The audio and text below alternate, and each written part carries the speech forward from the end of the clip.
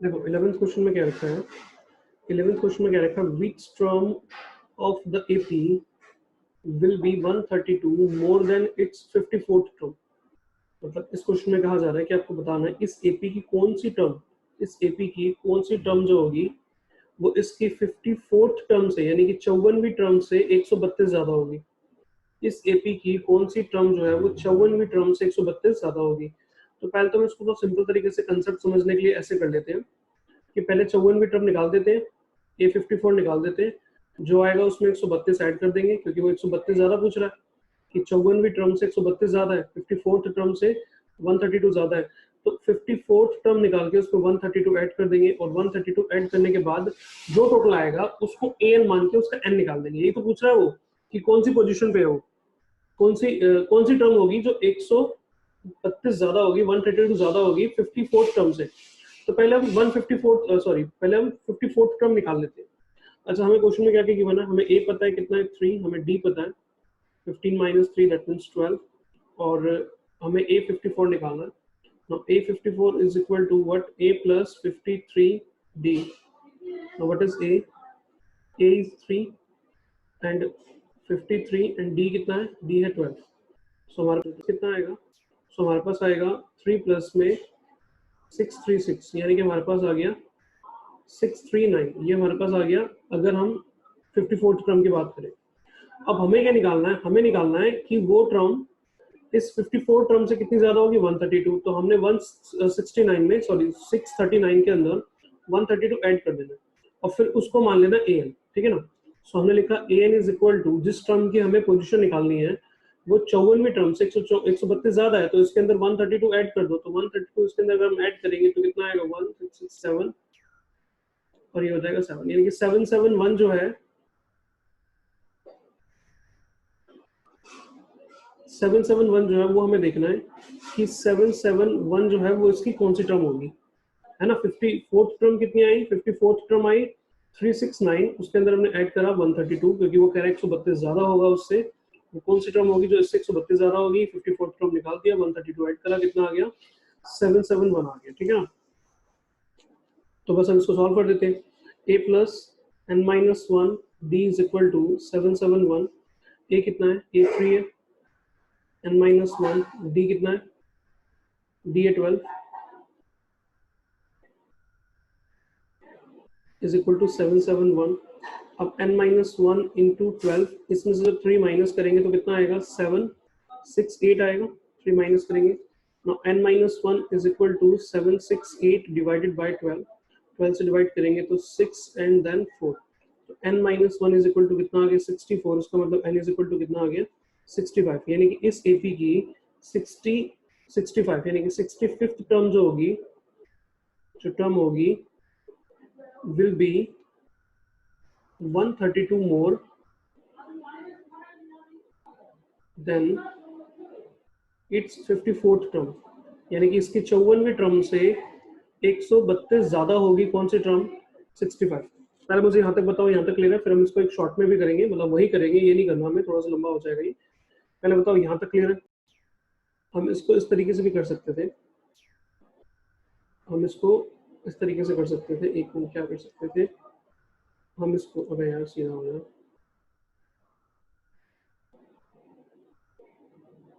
हम इसको इस तरीके से भी कर सकते थे कि हमें पता है कि हमें एक ऐसी टर्म की पोजीशंस बतानी है जो 54th टर्म से कितना ज्यादा है 132। देखो ये तो किया था हमने, 54th टर्म निकाली और उसके अंदर हमने 132 ऐड किया, देन हमारे पास कितना है 771। अब ये 771 ना लिख करके, मतलब 639 ना निकाल के, मैंने डायरेक्टली इसके जगह पे लिख दिया A54 से कितना ज्यादा है 132 और वो टर्म हमें बतानी है कि वो कौन सी होगी, तो डायरेक्टली बराबर लिख दिया an के, यानी कि A54 प्लस 132 और हमें बताना है कि वो टर्म कौन सी होगी। बस अब इसको सॉल्व कर देंगे, सिंपल सा, ज्यादा इजी हो जाएगा, ठीक है। मतलब देखो बात वही है, हमने क्या करा 369 निकाला और उसमें 132 ऐड करा और 771 को an के इक्वल रखा। इस बार मैंने इसको और 132 को डायरेक्टली ऐड करके इसके इक्वल लिख दिया क्योंकि 54वीं टर्म से 132 ज्यादा है ना, तो बस हमने यहाँ पे रखा। और अब an का फॉर्मूला ओपन कर देंगे, इसमें a प्लस में n माइनस 1d और 154 क्या होगा a प्लस में 53d प्लस 132। ए से ए कट जाएगा क्योंकि सेम साइन है और अपोजिट साइड्स में जब चेंज होंगे तो कट जाएंगे। और दूसरी तरफ बचा n-1d और 53d, तो n-1d और माइनस में 53d इज इक्वल टू 132। दोनों में से d कॉमन आ रहा है तो बचेगा कितना, n-1 minus 53 is equal to, एक मिनट d की वैल्यू रख देते हैं। क्या अभी भी रख सकते हैं वैल्यू, वैसे डायरेक्ट यहाँ पे रख देना, d दे रखा है ना 12, डायरेक्ट भी रख सकते हो या मैंने कॉमन ले लिया, डायरेक्ट रख लेते हैं, 10th क्लास है, इतना ज़्यादा करने की जरूरत नहीं है। हम इसमें डायरेक्ट d की वैल्यू रख देते हैं। यहाँ पे कितना आएगा, यहाँ आएगा n-1, d कितना है 12, और यहाँ पे 53 इंटू में कितना 12 इज इक्वल टू 132। अब देखो जब इसको मल्टीप्लाई करेंगे तो सेम वही आएगा जो यहाँ पे आया था हमारा, नहीं ये आएगा 363 आएगा। नेक्स्ट पेज पे कर लेते हैं इसको, n-1 इंटू 12 माइनस में कितना था यहाँ पे, इसको 12 से मल्टीप्लाई करेंगे तो हमारे पास आएगा 636, 363 इक्वल टू में कितना है, इक्वल टू में 132, तो इक्वल टू में 132। जब इसको इससे ऐड करेंगे तो हमारे पास आएगा n-1 into 12 is equal to, जब इसको ऐड करोगे तो ये हो जाएगा 768। So now n-1 is equal to 768 divided by 12, तो सेम वही आ जाएगा कितना 64। So n-1 is equal to 64, now n is equal to 65। तो देखो चीज वही करी थी, लेकिन वो समझने के बाद ये ज्यादा इजी समझ में आ गया कि हमें बताना है कि 54वीं टर्म से 132 ज्यादा कौन सी टर्म होगी। तो हमने 154वीं टर्म में 54th टर्म के अंदर 132 ऐड कर दिया और इक्वल रहा कितने के, an के, और बस सॉल्व करके n निकाल दिया। यहाँ पे कंसेप्ट छोटा हो गया लेकिन एक्चुअल में समझ में उसको ज्यादा अच्छे से आ रहा है, बात दोनों एक ही है। ठीक है, तो यहाँ तक बताओ मुझे सर ये वाले से भी कर सकते हैं। देखो 12th क्वेश्चन में क्या रखा है, 12th क्वेश्चन में क्या रखा है, two APs have the same common difference. दो एपीज हैं, अलग अलग एपीज हैं, लेकिन उनका जो डिफरेंस है ना वो इक्वल है। The difference between the 100th term is 100। उनकी जो 100वीं टर्म है, उनकी जो 100वीं टर्म है यानी कि 100वीं टर्म है, उनका डिफरेंस कितना है, 100 है। वो कह रहा बताओ उनकी 1000th टर्म का डिफरेंस क्या होगा, उनकी 1000th टर्म का डिफरेंस क्या होगा। देखो मैं इसको ऐसे समझाता हूँ, पहले मैं एक एग्जांपल ले लेता हूँ। देखो मैंने एक एपी ले ली, 2 4 6 8 10 12 और ऐसे करके आगे कंटिन्यू, मतलब इवन नंबर ले लिया, कुछ भी ले लिया, मेरे माइंड में इवन नंबर आ गया तो मैं इवन नंबर ले लिया। दूसरी एपी हमने ले ली, यहाँ पे मान लो हमने ले 5,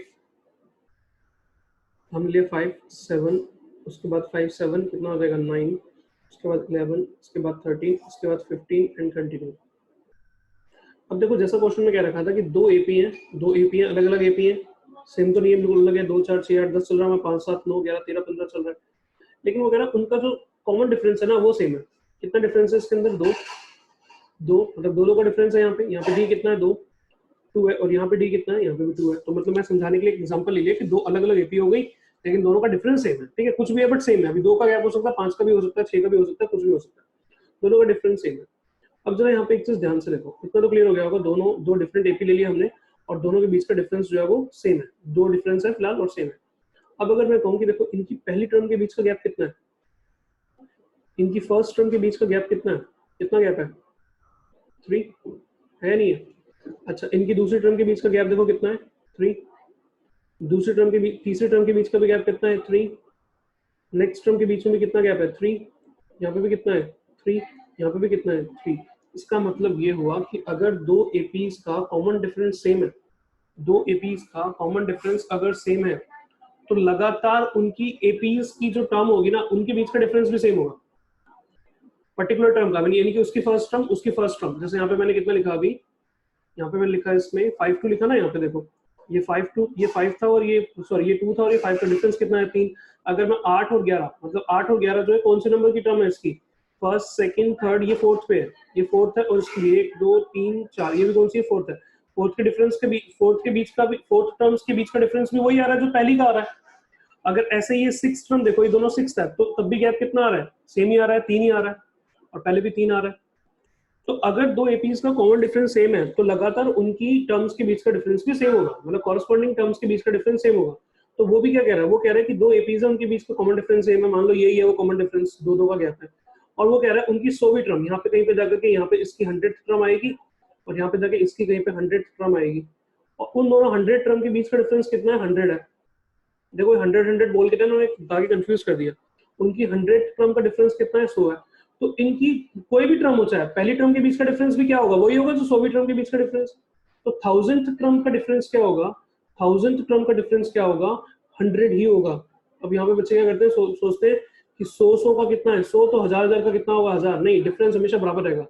पहली टर्म का भी 3 आ रहा है, दूसरी टर्म का दूसरी टर्म का डिफरेंस भी 3 आ रहा है, तीसरी और तीसरी का डिफरेंस 3 आ रहा है, चौथी का डिफरेंस भी 3 आ रहा है, पांचवी का डिफरेंस भी 3 आ रहा है। तो ऐसे ही 100वीं और 100वीं का डिफरेंस अगर 2 होगा या 3 होगा या 100 होगा तो हमेशा वो सेम रहेगा। यानी कि इसका आंसर हमें एक लाइन में देना है कि इनकी जो 1000वीं टर्म है, इनकी जो 1000th टर्म है, उनके बीच का डिफरेंस क्या होगा, उनके बीच का डिफरेंस भी 100 ही होगा। तो बस एक लाइन में इसका आंसर होगा कि यानी कि जो difference between 1000th term is 100। बस ये इसका आंसर होगा। इसमें कंसेप्ट की जरूरत थी और कुछ नहीं था। बताओ भाई, यहाँ तक क्लियर है? जो मैंने समझाया, एग्जांपल समझाया पूरा का पूरा मैंने। नेक्स्ट क्वेश्चन में क्या रखा है 13 के अंदर, how many 3 digits numbers are divisible by 7? कितनी 3 डिजिट्स वाली टर्म्स हैं जो 7 से डिविजिबल है? कितनी 3 डिजिट्स वाले नंबर्स हैं जो 7 से डिविजिबल है, डिविजिबल बाय 7? तो देखो 3 डिजिट्स स्टार्ट कहाँ से होते हैं? 100 से स्टार्ट होते हैं। तो पहले हमें देखना है क्या 100 डिवाइड होगा 7 से? नहीं होगा। अगर हम 100 को 7 से डिवाइड करते हैं तो हमारे पास कितना आएगा, 7 × 7 कितना बचेगा, 3, यानी कि कितना हो जाएगा 30। फिर 30 को करेंगे तो कितना जाएगा, 30 को करेंगे तो कितना आएगा 28। कितना रिमाइंडर बचेगा 2। इसका मतलब 2 रिमाइंडर बच रहा है। यानी कि अगर हम 5 आगे चले जाएं, अगर हम 5 नंबर्स आगे चले जाएं तो कितना हो जाएगा 7, यानी कि पूरा डिवाइड हो जाएगा। कहने का मेरा मतलब ये है कि अभी मैंने चेक करा, मैं दोबारा से बताता हूँ मैं क्या कहना चाह रहा हूँ।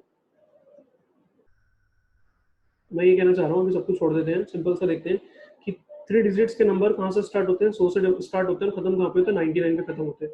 हमें इनके बीच में देखना है कि कौन से नंबर जो है वो 100 से डिविजिबल होते हैं। तो हमने पहला 100 को डिवाइड करके देखा, 100 नहीं हो रहा। फिर हम 101 को भी डिवाइड करेंगे, नहीं होगा। फिर हम 102 को भी करेंगे, नहीं होगा। 103 को भी करेंगे, नहीं होगा। 104 को भी करेंगे, नहीं होगा। 105 को भी करेंगे, हो जाएगा। तो इसका मतलब एपी कहाँ से स्टार्ट होगी, एपी स्टार्ट होगी 105 से। अगली टर्म क्या होगी, इसमें 7 ऐड कर दो, क्योंकि जब जैसे मान लो 49 अगर 7 से डिवाइड हो रहा है तो इसमें अगर 7 ऐड कर देंगे तो अगली भी होगा डिवाइड, है ना, 56 डिवाइड होगा। तो अगर 105 7 से डिवाइड हो रहा है तो उसका मतलब 7 ऐड कर देंगे तो अगला भी होगा, यानी कि 112। फिर 7 ऐड करेंगे तो 119, और ऐसे लास्ट में भी चेक करना है। तो मैंने यहाँ पर क्या करा कि मैंने कहा 100 से डिवाइड करूंगा, फिर 101 से डिवाइड करूंगा, फिर 102 से करूंगा, फिर 103 से करूंगा, फिर 104 से करूंगा, फिर 105 से करूंगा। हो सकता है फिर 106 से भी करना पड़े, 105 ना हो पाए तो हालांकि हो जाएगा। तो मैंने किसी भी एक को डिवाइड करा, मैंने 100 को डिवाइड करा किससे, 7 से। तो 100 को हमने 7 से डिवाइड करा तो कितना आया हमारे पास, आया 100 को 7 से डिवाइड करने पे पहले 1 पे चला गया, मतलब 7 चला गया, कितना बचा 3, यानी कि 30 हो गया। फिर इसमें से 28 गया कितने 4 पे, तो कितना रिमाइंडर बचा 2। इसका मतलब ये हो गया कि अगर 5 ज्यादा होता तो 7 से डिवाइड हो जाता, तो 5 ज्यादा होता तो हम सीधा चले गए 105 पे। इसका हमें पता चल गया कि 105 डिवाइड होगा। समझ रहे हो? अगर ये वाली बात समझ में आ रही है तो ठीक है, नहीं तो फिर ऐसे करके देख लेना कि 100 डिवाइड हो रहा है, नहीं हो रहा, 101 डिवाइड हो रहा है, नहीं हो रहा, फिर 102 103 104 105, तो ऐसे नंबर मिल जाएगा। या कहीं पर भी डिवाइड करो, मान लो मैंने 101 को डिवाइड करा 7 से, जैसे मैंने डिवाइड करा 7 से तो कितना आएगा, पहले 7 में 7 चला जाएगा, कितना बचेगा 3 31 होगा, फिर 31 में से 28 चला जाएगा 4 पे, कितना रिमाइंडर बचेगा 3। इसका मतलब ये हो गया कि मुझे तो 7 चाहिए, रिमाइंडर कितना आ रहा है 3। इसका मतलब मैं कितना आगे चला जाऊँ, 4 आगे चला जाऊँ। तो 101 से अगर हम 4 आगे जाएंगे तो कितना आएगा 105। इसका मतलब 105 7 से डिवाइड हो जाएगा। फिर चेक कर लो उसको शॉर्ट में, ऑब्वियसली वो डिवाइड हो जाएगा, 7 × 7 दो जगह 3, यानी कि कितना आएगा 5 15 आ जाएगा। या फिर एक एक करके चेक करो, ठीक है, जैसे तुम्हारे को ठीक लगे वैसे कर सकते हो, बस हो जाना चाहिए क्वेश्चन। अब ये तो हमें स्टार्टिंग से मिल गया, यानी कि हमने 100 से लेकर के 999 तक देखना था, 100 to 999 तक हमें देखना है कि कौन कौन से नंबर जो है वो 7 से डिविजिबल है। अब इसके बाद क्या होगा, अब हमने स्टार्टिंग से देख लिया, अब हमें एंडिंग से देखना है, क्या 99 7 से डिवाइड हो जाएगा, करके देखेंगे, नहीं होगा तो फिर 998 पे जाएंगे, फिर नहीं होगा तो 997 पे जाएंगे, फिर नहीं होगा तो 996 पे जाएंगे, फिर नहीं होगा तो 995 पे जाएंगे। लेकिन हम एक को करते हैं 7 से डिवाइड। अगर हमने इसको 7 से डिवाइड करा तो 1 जाएगा, मतलब 7 चला जाएगा, कितना बचेगा 229, तो 28 चला जाएगा 4 पे, कितना बचेगा 1, और यहाँ पे कितना 9, तो कितना होगा 19। फिर कितना जाएगा, फिर जाएगा 14 2 पे जाएगा, इसका मतलब अभी भी कितना बच जाएगा, यहाँ से 5 बच जाएगा, कितना बच जाएगा 5 बच जाएगा। इसका मतलब ये हो गया कि अगर हम 2 आगे चले जाएं, तो अगला नंबर जो है वो 7 से डिवाइड हो जाएगा। तो अगर हम 999 के अंदर हम 2 ऐड कर दें तो हमारे पास आ जाएगा 1001। लेकिन हमें आगे तो जाना ही नहीं है, क्योंकि 99 तो 999 तो आखिरी नंबर है 3 डिजिट का। इसका मतलब हम पीछे आ जाएंगे, कितना पीछे आएंगे, अगर हम 2 पीछे आ जाते हैं, 2 एक्स्ट्रा रिमाइंडर आ रहा है ना, इसका मतलब 2 अगर पीछे आ जाए, नहीं सॉरी गलत बोल दिया, 5 आ रहा था ना, 5 आ रहा था एक्स्ट्रा, 5 रिमाइंडर आ रहा है, यानी कि 5 अगर हम पीछे आ जाए तो 999 में से 5 माइनस कर दो तो इसका मतलब 994। इसका मतलब 994 जो है ना वो 7 से डिवाइड हो जाएगा। 994 को 7 से डिवाइड करेंगे तो कितना आएगा, 994 को 7 से डिवाइड करेंगे तो हमारे पास आएगा 7 × 7 2 बचेगा, 28 हो जाएगा, 28 कितना हो जाएगा 4 पे, और फिर कितना बचेगा 29 था ना यहाँ पे, हाँ 29 था, एक हो जाएगा 40, तो पूरा डिवाइड होगा। ठीक है, तो अगर हम ऐसा करेंगे ना, कहीं पे रिमाइंडर हमें एक्स्ट्रा मिल रहा है तो हम आगे चले जाएंगे तो आगे मिल जाएगा, या पीछे कर देंगे तो पीछे मिल जाएगा। तो इसका मतलब ये हो गया कि जो लास्ट में जो नंबर डिवाइड हो रहा होगा ना वो कितना होगा 994। देखो मैंने इस क्वेश्चन को ना बहुत कॉम्प्लिकेट कर दिया, लेकिन एक बहुत बहुत ईजी है, लेकिन मैं ज़्यादा डिटेल में समझाना चाह रहा था। अगर तुम्हें ये चीज़ मेरी बातें नहीं समझ में आती है तो अच्छी बात है, कोई बात नहीं समझ में आती तो तुम्हें सिर्फ इतना करना है, यहाँ पे थोड़ी सी मेहनत ज़्यादा होगी कि 100 से लेकर के 100 से लेकर के 999 के बीच में वो नंबर्स जो 7 से डिविजिबल होते हैं, अगर हमें वो निकालना है तो हमें क्या करना होगा, पहले हमें 100 को डिवाइड करके देखना होगा, नहीं होता तो फिर 101 पे जाएंगे, नहीं होता तो 102 पे जाएंगे, नहीं होगा तो 103 पे जाएंगे, फिर नहीं होगा तो 104 करेंगे, फिर नहीं होगा तो 105 करेंगे, 105 करेंगे, बात खत्म हो जाएगी। हमें पहला नंबर मिल गया, 7 ऐड करते हो। अब लास्ट का भी चाहिए, लास्ट में कितना 999 नहीं डिवाइड हो रहा है, 998 करेंगे, फिर 997 करेंगे, फिर 996 करेंगे डिवाइड, फिर 995 करेंगे, फिर 994 करेंगे, और फिर हम देखेंगे हाँ भाई ये तो डिवाइड हो रहा है। तो बस ये हो गया। तो इस तरीके से कर लेना, ये जो मैंने बताया वो भी कर सकते हो। बताओ मैं जो कहना चाह रहा हूँ वो समझ में आया? अभी हमने वो नंबर्स लिख दिए 3 डिजिट वाले जो 7 से डिविजिबल होंगे। यार ये हरकतें मत करा करो, या पेन मत चलाया करो, क्लास में ध्यान दिया करो। पहले बताओ यहाँ तो क्लियर हुआ जो मैंने बताया, समझ में आ गया? यहाँ तो समझ में आ गया। अब आगे बहुत ईजी है, देखो हमसे क्या पूछा गया, हमसे पूछा गया how many 3 digits numbers are divisible by 7। कितने नंबर्स हैं 3 डिजिट्स वाले जो 7 से डिविजिबल है। तो हमने यहाँ पर एक बना ली कि ये डिविजिबल है। पहला नंबर ये है, दूसरा नंबर ये है, तीसरा नंबर ये है, चौथा नंबर ये है जो यहाँ पे होगा। मान लो अगर सिर्फ इतना ही नंबर होते, अगर इतने ही नंबर होते 105, 112 और 119, तो हम क्या कहते हैं कितने नंबर डिविजिबल हैं? 3 ही है, यही कहते हैं ना। तो इसका मतलब 119 कौन सी पोजीशन पे है? तीसरी पोजीशन पे है, तो इसका मतलब 3 नंबर डिविजिबल है। यानी कि ऐसे करके 1 2 3 करके ये 1994 जो है वो जिस पोजीशन पे होगा, 1994 जो है वो जिस पोजीशन पे होगा, इसका मतलब उतने ही नंबर होंगे। 1994 जिस पोजीशन पे होगा, ये नंबर जिस पोजीशन पे होगा, इसका मतलब उतने नंबर होंगे जो 9 से डिविजिबल होंगे। तो बस अब क्वेश्चन तो खत्म हो गया। इसको हमें देखना है कि कौन सी पोजीशन पे है, और अगर हमें देखना है कि कौन सी पोजीशन पे है, यानी कि इसका n देखना है, तो हम इसको क्या मानते हैं? इसको हम an मानते हैं। तो इसको an मान लो, an इज इक्वल टू 994 और सॉल्व कर दो, n निकल जाएगा। तो आई थिंक ये तो हम कर चुके हैं। a कितना है 105, n-1 d कितना है, फिर d कितना है 7, n-1 into 7 is equal to, उसमें से माइनस करेंगे तो 894, तो 889 बचेगा। और इसको 7 से डिवाइड करें अगर हम, तो 889 को अगर हम 7 से डिवाइड करें तो 7 से डिवाइड करेंगे तो 7 1 7, ठीक है, कितना बचेगा 18 में कितना जाएगा 14, यानी कि 2 पे जाएगा, कितना बचेगा 4, 7 पे जाएगा। ओके, सो कितना आएगा n-1 is equal to 127, n is equal to 128। तो मतलब सिंपल सा क्वेश्चन था, हमने पीछे जैसे करा था कि एक एपी बन गई और हमें देखना है कि इस एपी में ये वाला जो नंबर है वो कौन से नंबर पे आएगा, जिस नंबर पे ये जिस पोजीशन पे ये नंबर आएगा, मतलब 994 आएगा, इतनी ही टर्म्स होंगी, और जितनी टर्म्स होंगी इतना मतलब उसका मतलब हुआ उतने नंबर 7 से डिविजिबल होंगे। ठीक है, तो ज्यादा डिफिकल्ट नहीं था, मैंने डिटेल में बताया इसलिए डिफिकल्ट लग रहा है, अदरवाइज हमें कुछ नहीं करना था, हमें 100 देखना था, फिर 101, 102, 103, 104 और 105 7 से डिविजिबल होगा, ऐसे लास्ट से चेक करना था, और बस उसके बाद देखना था इसकी पोजीशन क्या है। ठीक है, आई थिंक क्लियर हो गया होगा। ओके, नाउ सेम ऐसे ही जो क्वेश्चन है वो कौन सा है, 14th है। क्या हुआ सर, आपकी आवाज क्यों नहीं आ रही मुझे? अभी भी नहीं आ रही? देखो, तो नेक्स्ट क्वेश्चन 14 है। 14 क्वेश्चन में क्या रखा, how many multiples of 4 lie between 10 and 250। देखो, तो पिछला क्वेश्चन हमने किया था ना, इसमें तो क्या रखा था कि 3 नंबर्स के कितने नंबर्स डिविजिबल हैं 7 से। यहाँ पर वो कह रहा है कितने नंबर्स ऐसे हैं जो 4 के मल्टीपल्स हैं जो 100 और 100 250 के बीच में, सॉरी 10 एंड 250 के बीच में। तो देखो इसमें 10 और 250 को आपको चेक करना नहीं है कि 10 और 250 4 से डिविजिबल है या नहीं, ये नहीं चेक करना, क्योंकि वो क्या कह रहा है, वो कह रहा है 10 और 250 के बीच में, बिटवीन 10 एंड 250, यानी कि 10 और 250 नहीं मांग रहा वो। हालांकि 10 और 250 10 तो डिविजिबल नहीं होगा, लेकिन हमें 10 और 250 को इंक्लूड नहीं करना, हमें 4 के मल्टीपल्स चाहिए, हमें 4 के मल्टीपल्स चाहिए जो 10 और 250 के बीच में लाया करते हैं, यानी कि 10 और 250 को नहीं लेना। क्यों? क्योंकि वो बिटवीन कह रहा है।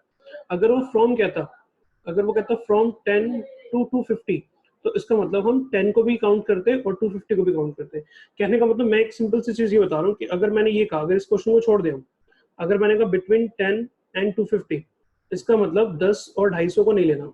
अगर मैं कहता हूँ फ्रॉम 10 टू 250, तो इसका मतलब 10 और 250 भी इंक्लूड है। ठीक है, एक सिंपल सी चीज मैंने यहाँ पे बता दी। ये मतलब कुछ लॉजिक नहीं था इस चीज में, इतना बस स्टेटमेंट थी कि अगर हम बिटवीन का यूज कर रहे हैं तो बिटवीन का मतलब है उनके बीच के नंबर, यानी कि वो दोनों नहीं है, और अगर फ्रॉम का यूज कर रहे हैं तो उसका मतलब वो दोनों भी है। ठीक है, अभी फिलहाल हमें क्या करना है, अभी इस क्वेश्चन में हमें क्या रखा है कि 4 के मल्टीपल्स जो 10 और 250 के बीच में, तो हमने सबसे पहले 11 को चेक करा, नहीं डिवाइड होगा। हमने 12 को चेक करा, 12 डिवाइड हो जाएगा 4 से, तो उसका अगला नंबर कितना होगा 16, अगला कितना 20, ऐसे करते करते फिर हम लास्ट में आएंगे क्या 250 पूरा डिवाइड हो जाएगा। अगर हम 250 को डिवाइड करें तो 24 डिवाइड हो जाएगा, 10 बचेगा, 10 डिवाइड नहीं होगा, इसका मतलब 10 डिवाइड नहीं होगा 8 होगा, यानी कि 2 रिमाइंडर एक्स्ट्रा आ रहा है, तो हम 2 पीछे चले जाएंगे। तो हम 248 को अगर डिवाइड करें तो 248 पूरा पूरा डिवाइड हो जाएगा, 24 हो गया और देन 8 भी हो गया। तो बस अब क्या करना है, 248 को an मान के हमें n निकालना है, वही हमारा आंसर होगा। सेम टू वाले क्वेश्चन की तरह। बताओ अभी क्लियर है, कर लोगे? में 15 क्वेश्चन में क्या रखा है, for what value of n, n की कौन सी वैल्यू के लिए दोनों एपीज की जो nth टर्म है वो क्या है, इक्वल है। For what value of n are the nth term of the AP this and this equal. तो कुछ नहीं करना, दोनों की an टर्म निकाल के इक्वल रख देनी है, बस n आ जाएगा। दोनों एपीज की nth टर्म निकालनी है और इक्वल रख देना है उनको। तो हमें क्या गिवन है, हमें एपी गिवन है पहली। अगर मैं एपी फर्स्ट लिखूँ यहाँ पे, तो फर्स्ट एपी में 63, 65, 67 ऐसे करके आगे दे रखा है। अगर हमने इसमें nth टर्म का फॉर्मूला होगा इसमें a प्लस में n-1d, सो a कितना है इसमें 63, कितना आएगा d कितना आएगा 2। सॉल्व करें इसको, अगर हम 63 प्लस में 2n-2, तो ये हो जाएगा 63 में से 2 जाएंगे तो यहाँ आएगा 61, तो यहाँ आएगा 61 प्लस में 2n। ऐसे अगर हम सेकंड एपी की nth टर्म निकालें, सेकंड टर्म की अगर हम एपी निकालें, सेकंड एपी की अगर हम nth टर्म निकालें, सो 3, 10, 17, इसके अगर nth टर्म निकालें तो कितना आएगा, a प्लस में n-1d, a कितना है इसका 3, n-1d कितना है, d कितना आएगा इसमें, d है 7, सो 3 प्लस पे 7n-7, दैट मीन्स हमारे पास आ गया 7n-4। और दोनों क्या रखा है, दोनों के दोनों क्या होंगे, इक्वल होंगे, तो दोनों की nth टर्म क्या होगी, इक्वल होगी। तो फर्स्ट की nth टर्म और first AP equal to nth term of second AP, दोनों इक्वल है, हमें मेंशन है क्वेश्चन के अंदर। ठीक है ना, ये गिवन है, यहाँ पे मैं गिवन लिख देता हूँ। अच्छा फर्स्ट कितना आ गया 61 प्लस में 2n is equal to 7n-4, तो 2n को उधर ले जाएंगे तो 7 में से 2 जाएगा तो 5n, और 4 को जो लेके आएंगे तो 61 प्लस 4 कितना हो जाएगा 65, यानी कि n इज इक्वल टू कितना आ गया 13। इसका मतलब ये हो गया कि इस पहली एपी की जो 13th टर्म होगी और इस जो दूसरी एपी की 13th टर्म होगी वो दोनों की दोनों क्या होंगी, इक्वल होंगी। ठीक है ना, क्वेश्चन में क्या रखा था कि find the value of n for the nth term of the AP are equal, is equal. तो इन दोनों की nth टर्म जो इक्वल है तो हमने an को निकाल के इक्वल रख दिया और हमारे पास 13th इसका आंसर आ गया। ठीक है, यहाँ तक क्लियर हो गया होगा भाई। में क्या रखा है 16th क्वेश्चन में क्या रखा है, determine the AP whose third term is 16 and seventh term exceeds fifth term by 12। Question में क्या रखा है कि एक एपी हमें बतानी है, उसकी थर्ड टर्म कितनी है 16 और जो उसकी सेवंथ टर्म है वो एक्सीड्स करती है फिफ्थ टर्म से कितना 12, यानी कि तीसरी टर्म हमें दे रखी है कितनी, थर्ड टर्म हमें दे रखी है 16, सो a3 इज इक्वल टू 16 हमें गिवन है, और हमें क्या रखा है उसकी जो सेवंथ टर्म है वो एक्सीड्स करती है, यानी कि ज्यादा है कितनी, फिफ्थ टर्म से 12, यानी कि फिफ्थ टर्म से 12 ज्यादा है। ये दो स्टेटमेंट हमें दे रखी है। इस वाले स्टेटमेंट को हम लिख सकते हैं a प्लस में 2d इज इक्वल टू 16, और अगर हम इसको सॉल्व करें तो इस वाले स्टेटमेंट को हम क्या लिखेंगे, इसको हम लिखेंगे a प्लस में 6d is equal to a plus में 4d प्लस 12। नाउ a इस पे a कट जाएगा और 6d में से 4d जाएगा तो 2d is equal to 12, that means d is equal to 6, d is equal to 6 आ गया। मान लो इसको मैं मान लेता हूँ फर्स्ट इक्वेशन, इसको मान लेता हूँ फर्स्ट इक्वेशन, तो अगर मैं लिखूँ पुट इन फर्स्ट इक्वेशन तो हमें a भी मिल जाएगा, तो a plus 2d is equal to what 16, so a is equal to 16 minus 12, यानी कि a इज इक्वल टू कितना आ गया 4, a कितना आ गया 4, बस खत्म हो गया, ap मिल गई हमें। फर्स्ट टर्म कितनी है 4, तो नेक्स्ट टर्म कितनी होगी, डी ऐड कर देते हैं इसके अंदर, हम ये पढ़ चुके पीछे हम, डी ऐड करेंगे 10 हो जाएगा, फिर 16 हो जाएगा, फिर उसका 22 हो जाएगा, फिर 28 हो जाएगा, एंड ऐसे चलता रहेगा, ये आंसर होगा। ठीक है, सिंपल क्वेश्चन था 16। 17th क्वेश्चन में क्या रखा है, find the 20th term from the last term of this AP. इस एपी की जो ये आखिरी टर्म है ना, उससे पीछे 20वीं टर्म निकालनी है हमें, इससे पीछे 20वीं टर्म हमें निकालनी है। ठीक है ना, इससे पीछे की तरफ हमें क्या करना है, 20वीं टर्म निकालनी है। तो पहले हमें देखना पड़ेगा कि ये जो 253 है ना, ये कौन से नंबर पे आता है। मान लो 253 अगर 100th टर्म पे आता है, तो हमें उससे पीछे 20 जाना है, उससे पीछे हमें 20 जाना है, तो 80 या 81 होगा, मैं बाद में बताऊंगा अभी। तो यानी कि इससे 20 पीछे जाना है हमें, वो 20वीं टर्म हमें निकालनी है, लास्ट से 20वीं टर्म हमें निकालनी है। तो पहले हमें देखना पड़ेगा कि लास्ट टर्म है कौन सी, लास्ट टर्म। ओके, सो देखो इसमें ए कितना है, ए गिवन है हमें 3, डी गिवन है कितना 5। ठीक है, अब हमें देखना है कि 253 कौन से नंबर पे आती है, उसके बाद फिर हम पता करेंगे कि वहां से पीछे 20वीं टर्म कौन सी होगी। सो A N is equal to 253, तो हम ए एन, हमने 253 को पता करना है कि उसकी पोजीशन क्या है। तो a प्लस में n-1 d is equal to कितना 253। नाउ व्हाट इज a कितना है 3, तो 3 प्लस में n-1 d कितना है, d कितना है 5 इज इक्वल टू 253। नाउ ये 3 इसमें से माइनस हो जाएगा, तो यहाँ हो जाएगा 253, सॉरी 250 हो जाएगा, n-1 इंटू में 5। नाउ 5 इसको कैंसिल करेंगे तो कितना आएगा 50, इसका मतलब n-1 is equal to 50। So n is equal to कितना हो गया 51। इसका मतलब ये जो टर्म है, तो 253 है, वो कौन सी टर्म, कौन सी पोजीशन पे है, 51 पोजीशन पे। और हमें इससे 20वीं नंबर देखना है कि इससे पीछे 20 नंबर क्या होगा। अब इसको मैं यहाँ पे स्टॉप करके एक चीज बताता हूँ, अभी पहले इसको समझ लो। देखो जैसे मैंने कहा 1 2 नहीं 1 2 3 लेते, मान लो मैंने कहा 2 4 6 8 10 12 14 16 18 एंड 20। ठीक है, तो पहली टर्म कौन सी है, फर्स्ट टर्म है, सेकंड है, ये थर्ड है, ये फोर्थ है, ये फिफ्थ है, ये सिक्स, ये 7 8 9 और ये 10। अब मैंने कहा लास्ट से पहली टर्म, लास्ट से पहली टर्म, तो लास्ट कौन सा होगा, एंड ये होगा इसका। सो एंड से फर्स्ट टर्म ये है या नहीं है, एंड से फर्स्ट टर्म ये। अच्छा, एंड से दूसरी टर्म कौन सी है, एंड से दूसरी टर्म ये, एंड से तीसरी टर्म कौन सी ये है ना, इतना क्लियर है। लेकिन अगर मान लो मैं डायरेक्टली कह दूं ऐसे कि टोटल 10 टर्म है, तो एंड से तीसरी कौन सी होगी, एंड से तीसरी कौन सी होगी, मतलब एंड से तीसरी कौन सी वाली होगी। तो आप क्या करोगे, 10 में से 3 माइनस करोगे, कितना आएगा 7। इसका मतलब आप कहोगे 7th टर्म जो है वो लास्ट से तीसरी टर्म है। तो अब अगर आप चेक करो 1 2 3 4 5 6 7 7 है ना, ये आ गया। लेकिन आंसर तो ये है नहीं, आंसर तो 16 है या नहीं है, आंसर कितना है, आंसर तो 16 है। हमने पीछे से भी काउंट करा कि भाई पहली टर्म ये होगी, लास्ट से फर्स्ट टर्म ये होगी, दूसरी ये होगी, तीसरी ये होगी। तो यानी कि लास्ट से तीसरी है, एक्चुअल में लास्ट से थर्ड ये है, लास्ट से थर्ड ये है। लेकिन हमने क्या करा, हमने कहा कि टोटल 10 है, टोटल कितनी 10 है, तो हमने सोचा 10 में से 3 माइनस कर देते तो 7 आ जाएगा, 7वीं होगी। लेकिन 7वीं टर्म तो नहीं है, 7वीं टर्म तो गलत हो गया आंसर। 7वीं टर्म कौन सी है, 1 2 3 4 5 6 7, ये आएगी 7th टर्म तो। लेकिन ये एक्चुअल में लास्ट से तीसरी नहीं है, ये वाली है। ऐसा क्यों फर्क पड़ रहा है, क्योंकि जब हम लास्ट से काउंट करते हैं ना, जब हम लास्ट से काउंट करते हैं तो एक बढ़ जाता है। जैसे आप लोग फिंगर्स को उल्टा काउंट करते हो, 10 9 8 7 देख तो 6 हो जाता है, लेकिन होना 5 चाहिए, क्योंकि आप लास्ट से काउंट करो तो एक बढ़ जाता है। तो ऐसे सिचुएशन में क्या करना है, जब भी आप लास्ट से काउंट करोगे ना, तो आपको वो नंबर माइनस करके एक ऐड कर देना, आपको वो नंबर माइनस करके एक ऐड कर देना है। तो अभी देखो, अगर मैं 10 में से 3 माइनस करूंगा और प्लस 1 करूंगा तो कितना आएगा 8। यानी कि लास्ट से तीसरी टर्म कौन सी है, लास्ट से तीसरी टर्म 8th है। अब आंसर सही आ रहा है। अब अगर मैं कहता हूँ लास्ट से दूसरी टर्म, तो लास्ट से दूसरी टर्म कौन सी है, 18 है या नहीं है। और अगर मैं वैसे करूँ 10 माइनस में 2 और प्लस 1, तो कितना आएगा 9। यानी कि 9th टर्म जो होगी वो अब सही आ रहा है। इसका मतलब ये होगा कि एक पोजीशन का फर्क पड़ता है, वो हम ऐड कर देते हैं। जब भी आपसे लास्ट से पूछा जाएगा तो आप उतना नंबर माइनस करके एक ऐड कर दोगे। इसका मतलब ये हुआ यहाँ पे कि हमारे पास अभी कितनी टर्म है ऊपर वाले क्वेश्चन के अंदर, 51 है। तो लास्ट टर्म कौन सी होगी, 51 होगी। लास्ट से हमें 20 टर्म देखनी है लास्ट में। तो हमें क्या करना है, लास्ट से, यानी कि हमें पता चल गया कि लास्ट टर्म ये जो है वो कौन सी 51 है, और हमें यहाँ से पीछे जाना है 20वीं टर्म पे। तो हम क्या करेंगे, इसका मतलब 20 term from the last term, तो लास्ट से 20वीं टर्म कौन सी होगी, हम क्या करेंगे 51 में से 20 माइनस करके एक ऐड करेंगे। मैंने कंसेप्ट बताया अभी, जब भी आप लास्ट से काउंट करते हो तो एक ऐड कर दोगे। तो इसका मतलब बेसिकली यहाँ पे क्या होगा, 51 में से 20 कर दो, कितना आएगा 31 प्लस 1 32।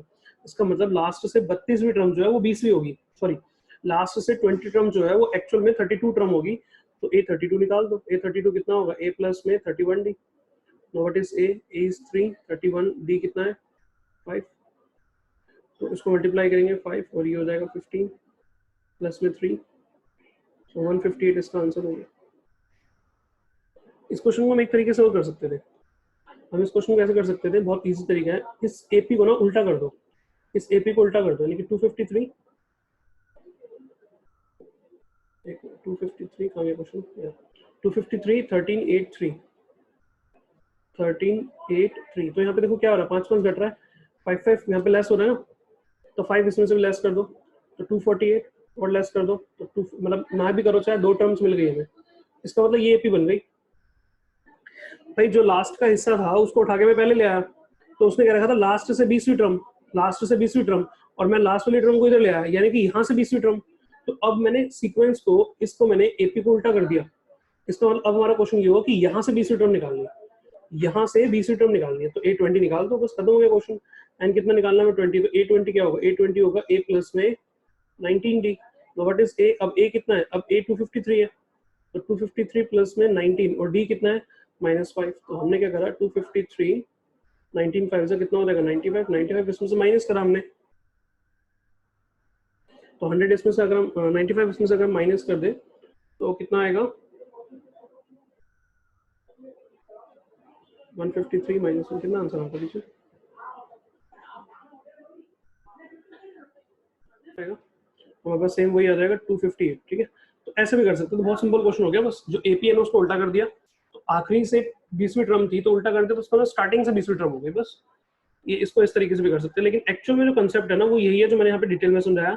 पहले हमने देखा कि 253 कौन से नंबर पे आती है, 53 पे आती है, फिर हमें पता चल गया कि लास्ट टर्म कितनी है, सॉरी 51 है लास्ट टर्म 51 है, तो लास्ट से 20वीं टर्म कौन सी होगी, लास्ट से 20वीं टर्म होगी 32वीं, यानी कि जो हम काउंट करेंगे 51 50वीं टर्म, फिर उसके बाद 49वीं टर्म, फिर 48वीं, ऐसे करते करते जब हम 32 पे आएंगे ना तो 32वीं टर्म लास्ट से 20वीं टर्म होगी। ठीक है ना, और वो निकालते कैसे मैंने डिटेल में पहले भी समझा दिया और अभी भी समझा दिया, तो मेरे हिसाब से क्वेश्चन क्लियर हो गया। अच्छा क्वेश्चन है और इंपॉर्टेंट क्वेश्चन भी है।